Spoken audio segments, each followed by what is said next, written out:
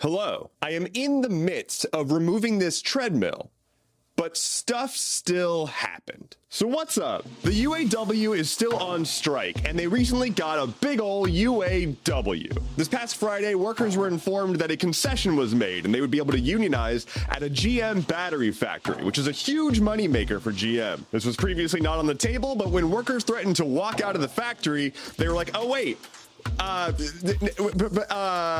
please don't. Weird, it's almost like a company is nothing without their workers.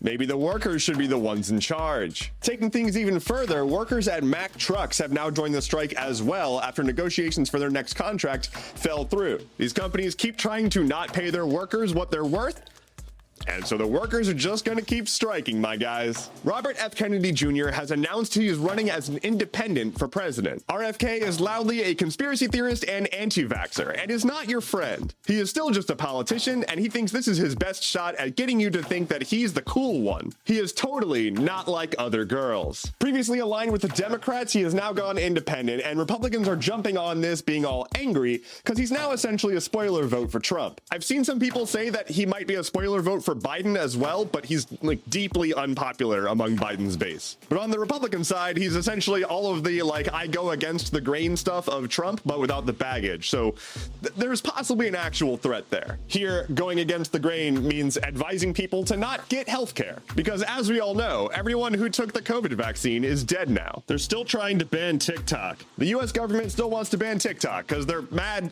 that it's successful. I'm gonna rephrase that actually. The US government wants to ban TikTok because the senators and congresspeople who were paid off by Meta and Google are feigning anger about TikTok's success despite being a foreign app. And so they're still trying to find a way to determine what apps you as a private citizen are allowed to use on your personal device. While the previous attempt, the Restrict Act, fell apart because there's a lot of legal issues with trying to ban speech, they're trying to do another one. Democrat Senator from Washington, Maria Cantwell, is leading the charge writing a bill called the GUARD Act. Commerce Secretary Gina Raimondo has stated that she's hopeful about this new bill and giving her agency more tools to ban apps that you use. She is hoping that it will give the Commerce Agency, quote, a statutory set of tools to have a comprehensive approach to these apps, which translates to, it'll let us ban apps that we don't like. Maybe we shouldn't give our government the power to control how we can communicate with each other.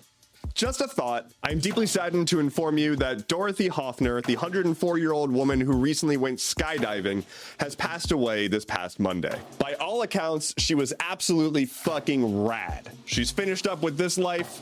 We'll see what she does next. Rest in peace to the realest of us all. On this day in 1958, NASA launched its first attempt at a lunar probe, and it didn't go super well. The Pioneer 1 launched off into space and was supposed to orbit around the moon and collect some data, but it didn't really work, and it just fell back to Earth and burned up in the atmosphere. However, exactly 10 years later, on this day in 1968, the Apollo 7 mission, a crewed mission into space, worked out pretty well. So in just 10 years, they went from, oops, our probe burned up, to, hey, we put people in space. And it didn't go catastrophically much. Lightning round. Sony has announced a new PS5 model that's going to be a bit smaller and have a detachable hard drive. It'll cost $500 and will hopefully be in stock anywhere. The CEO of Unity is stepping down after the controversy around their pricing model causing them to just lose all credibility. Speaking of CEOs, the CEO of X/Twitter, which is not Musk, but instead somebody else,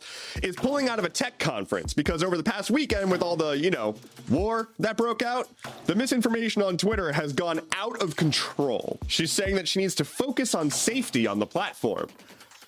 What safety? And finally for today, players of Minecraft are banding together to push back on an annual mob vote. The mob vote is a yearly thing where the developer of Minecraft is like, here's 3 potential things we'll add to the game. Vote on 1. And the player base is like, Stop making us choose. Just add stuff to the game. I've got a pup update for you. A pup date. I took Flynn to the vet this morning and he got a full checkup, including x-rays and blood work and the whole 9 yards. He's now on some medication and will hopefully be recovering over the next few days, but really just remains to be seen. He is still in good spirits and he was super waggy and very lovey this morning. Thank you so much for listening to today's episode of Stuff Keeps Happening. Head to stuffkeepshappening.online for sources, bonus content, and a comment box for you to recommend what I should have for breakfast.